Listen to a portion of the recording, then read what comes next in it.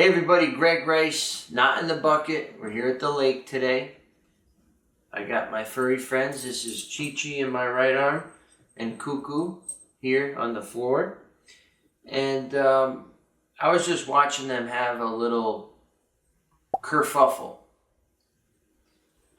And they were out in the yard just kind of like having a little confrontation with one another.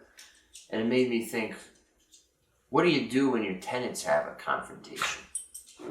So oftentimes tenants will say, I got a problem with the downstairs tenant. She never, bop, bop, bop. Okay, something's going on. How do you handle that? The rookie maneuver, the inexperienced landlord maneuver, is for you to get involved. For you to call that first floor tenant, show up at the property and try to play mediator. That's the worst thing in the world that you can do. You're a third party. Everybody hates a third party. And also, you weren't there. Right? Nobody was there to see you guys fighting. Only you were there. So that's the same for your tenants. They have the data. They have their perception. And they want their perception to be heard. So why would you add another perception to that mix? For something simple, of course. I'm not talking about criminal behavior. I'm talking about little snafus that the relationship may have. So my number one recommendation for step one is to not get involved. What you should do is tell the tenants, hey, did you talk to one another about it? A lot of times it's something simple like, hey, she's parking in my space. Or, hey, she plays her music too loud. Or, hey, she smokes. So a lot of times they're having a silent confrontation. They may not even have had an in-person exchange. But they're having that, oh my God, she's doing this again. And they never talk to each other. They never confront one another. So my suggestion there is, hey, did you go talk to her about it? And 99% of the time it's, no, I haven't. I came to management, so you could do it, right? Everybody else wants to displace their conflict resolution on somebody else. Make us do their dirty work. And we say, no, not going to happen.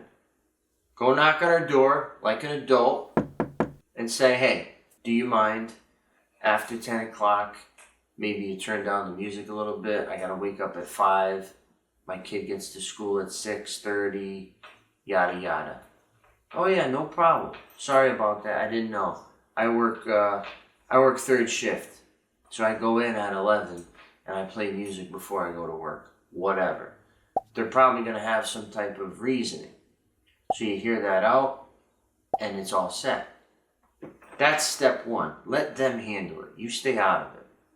Step two, okay, is if that still persists, then you get involved. And what you do is dependent upon what's happening, but typically we send a warning shot. So if it's the loud music, let's stick with that, we will contact that first floor tenant and say, hey, the tenant upstairs notified us that she spoke to you about the loud music.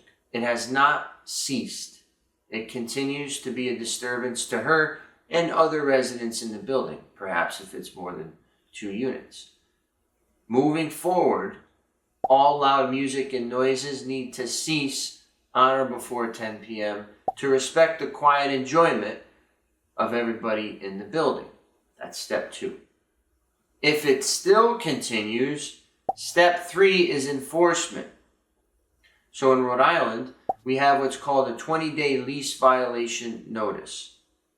And it's for anything, could be smoking, music, fighting, parking in undesignated or illegal areas, whatever.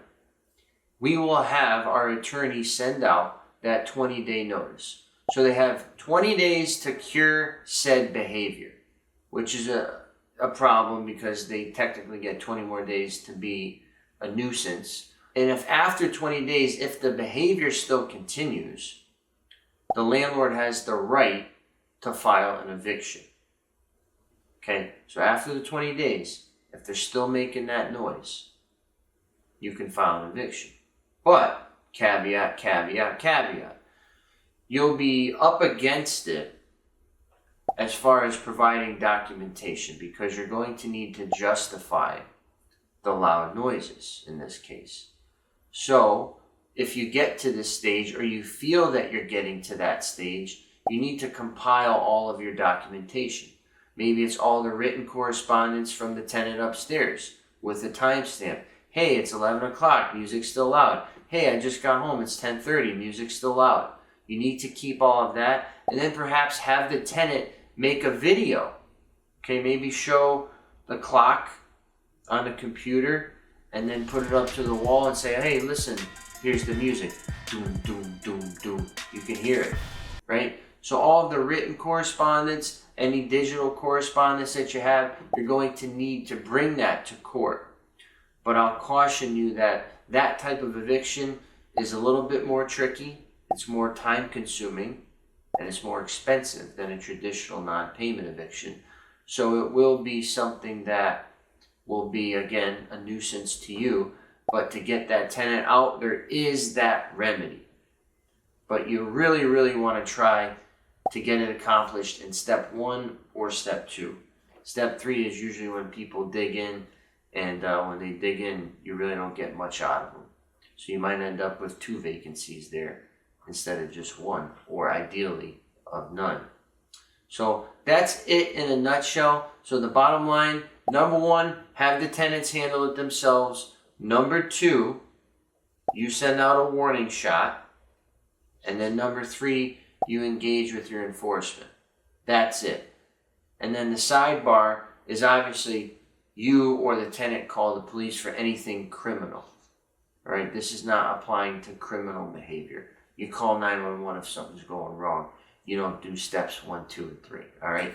So once again, Greg Rice, not in the bucket, your property and your problems managed.